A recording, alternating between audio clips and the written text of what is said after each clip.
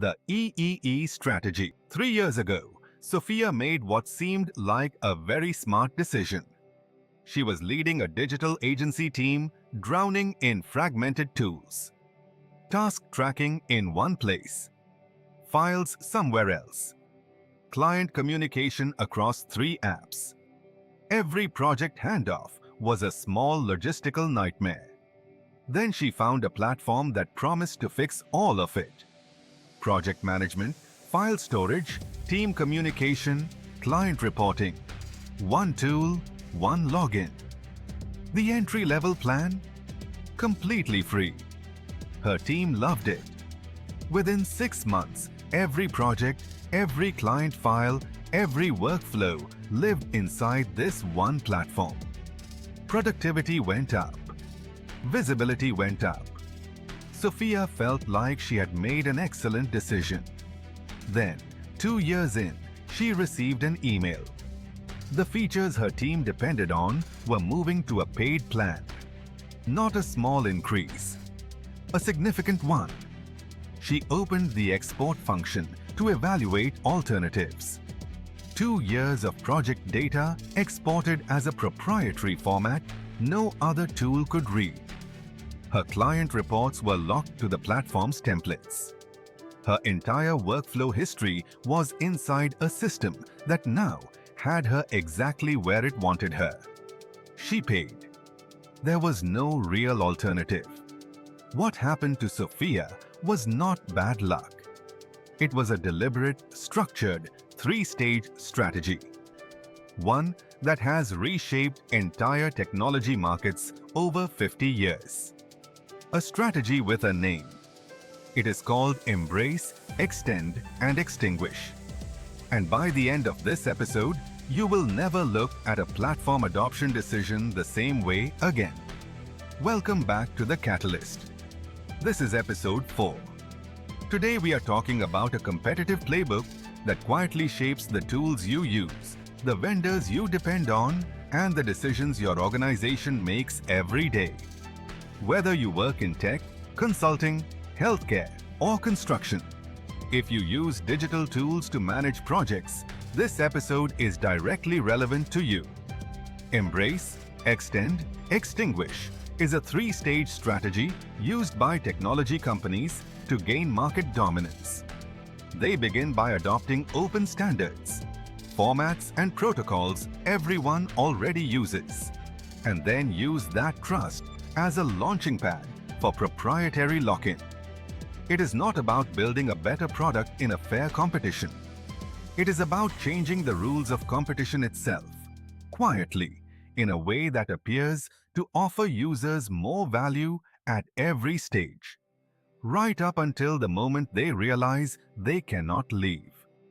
The strategy became publicly known in October 1998, when internal Microsoft memos, later called the Halloween documents, were leaked during the US Department of Justice antitrust case.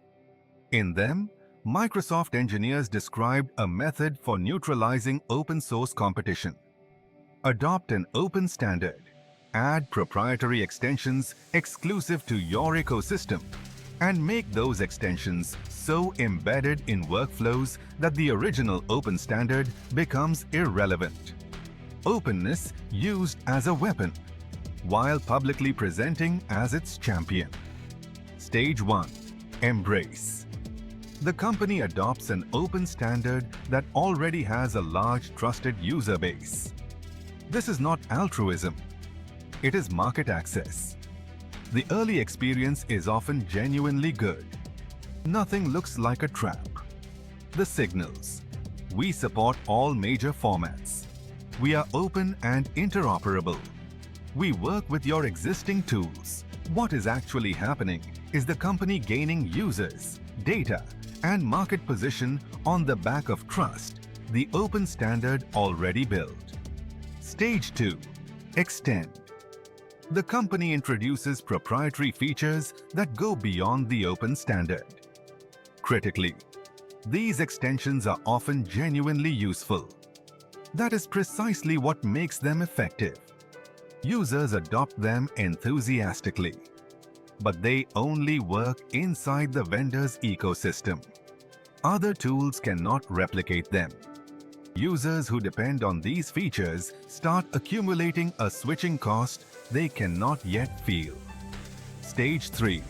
Extinguish. Users are locked in. Competitors are locked out. The proprietary extensions have become so embedded that the original open standard and anyone who only supports it is functionally irrelevant. The vendor now controls the de facto standard and can adjust pricing, restrict features, and change terms with low risk of user exodus. Because by now, leaving costs more than staying. Sophia's story maps perfectly. Free platform in year 1. The embrace. Proprietary templates, file formats, and embedded workflows in year 2. The extend. The pricing change in year 3. The extinguish. She moved through all 3 stages without noticing the progression. 4 real-world cases across 4 decades. Microsoft Internet Explorer, 1990s. Netscape Navigator held over 90% of the browser market. Microsoft released IE, supported the same open HTML standards, and bundled it free with Windows. Then came the extend.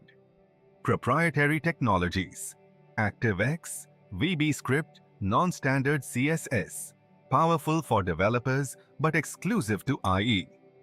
As the dominant browser, IE was where developers optimized. Websites built for IE-specific behavior. Competitors fell behind. By the early 2000s, IE held over 95% market share. Netscape was gone. The web had become, in practice, an IE-specific environment. Google and Android. Google released Android as genuine open-source software. Any manufacturer could use it free, which made Android the dominant mobile OS worldwide. Then Google developed proprietary services. Play services, the Play Store, Google Maps, Gmail, that were not open source. Manufacturers who wanted these, which users expected as standard, had to sign agreements pre-installing Google's apps. A version of Android without Google services. Amazon's Fire Tablet, Huawei's Harmony OS, struggles to gain traction because users expect Google to be there. In 2018, the European Commission fined Google over 4 billion euros for anti-competitive practices related to exactly this structure. Amazon Web Services and open source. AWS built managed cloud services on top of popular open source databases. MongoDB, Redis, Elasticsearch. Offered as managed services, handling all infrastructure complexity, then enhanced with proprietary performance, features the original open source projects could not replicate. Multiple open source companies changed their licensing specifically to prevent AWS from commercially benefiting from their work without contributing back. The question remains live. Can independent open source projects survive when hyperscale cloud providers can indefinitely out-resource them? Apple opened the iPhone to third-party developers through the App Store in 2008. Developers gained access to Apple's user base. Users gained a rapidly expanding ecosystem. Then Apple deepened integration, iMessage, AirDrop, AirPlay, iCloud, Apple Pay. Features that work seamlessly within Apple devices and poorly or not at all outside them. Switching to Android means losing iMessage, years of iCloud integration, and the social signals of the blue bubble. The switching cost is not primarily financial. It is social and experiential. Regulators in the EU, US, and UK are currently investigating Apple's practices for exactly this reason. The most consequential and least discussed application of EEE thinking today is artificial intelligence. Major technology companies are releasing open-source AI models. Meta's Llama, Google's Gemma, Mistral. Genuinely open, genuinely valuable. Trust built on openness. That is the embrace. At the same time, those same companies offer cloud-hosted versions with proprietary fine-tuning, enterprise security, and performance optimizations that independent developers cannot replicate without massive investment. Organizations build products on these commercial APIs. That is the extent. The Extinguish is still emerging, but the pattern is visible. Consider OpenAI, founded in 2015 as a non-profit to develop AI for the benefit of humanity, with research published openly. By 2023, GPT-4's architecture was undisclosed. Model weights unreleased. The open in OpenAI had become, for practical purposes, nominal. Whether this is good or bad is a genuinely contested question. Responsible AI development requires enormous resources. But the structural pattern is unmistakably EEE. For project managers evaluating AI tools right now, this is not theoretical. The tools your team embeds today are tools you may find very difficult to leave in 3 years. The most important thing to understand about timing: the best moment to protect yourself from EEE is before your workflows are embedded in a new system. At the contract and evaluation stage, not when you want to leave. By then, your negotiating position has already evaporated. Here is a 5-question EEE risk assessment you can apply to any tool before adoption. These are the questions Sophia did not ask. Question 1. What happens to my data if I leave? Can I export everything in an open, readable format? If export is buried, difficult, or produces a proprietary file, that is a significant red flag. Question 2. Which features are proprietary versus open standard? The more your critical workflows depend on features exclusive to this ecosystem, the higher your lock-in risk. Question 3. How do integrations work? And what happens if I switch? Are they built on open APIs another tool could also use? Or proprietary connectors that only exist inside this vendor's ecosystem?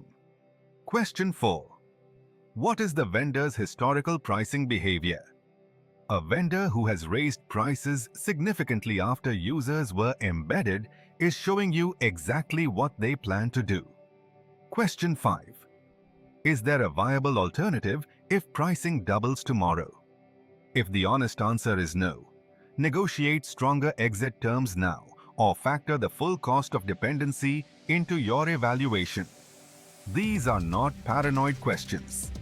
They are standard professional hygiene for any significant technology decision. And vendors who refuse to answer them are, in effect, telling you something important. 7 things to carry from this episode. 1. EEE is a documented, named strategy operating in every technology market, including the tools you use every day. 2. The most dangerous stage is extend, not extinguish. By the time the pricing changes, you are already inside the trap. 3. Openness is not permanent.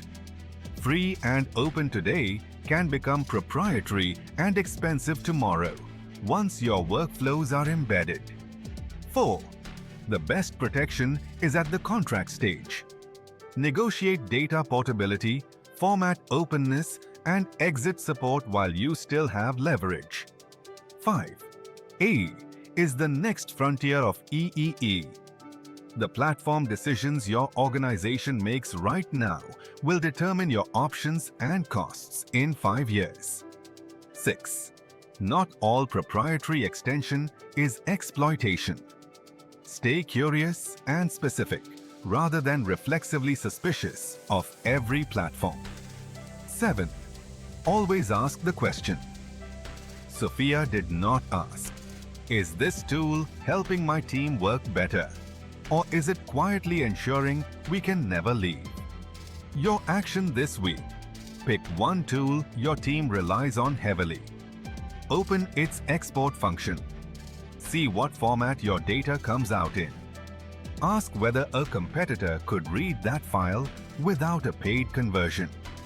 That 5-minute exercise will tell you exactly where you sit on the EEE spectrum with that vendor. Share this episode with a colleague who makes technology decisions. Stay tuned. The Catalyst continues.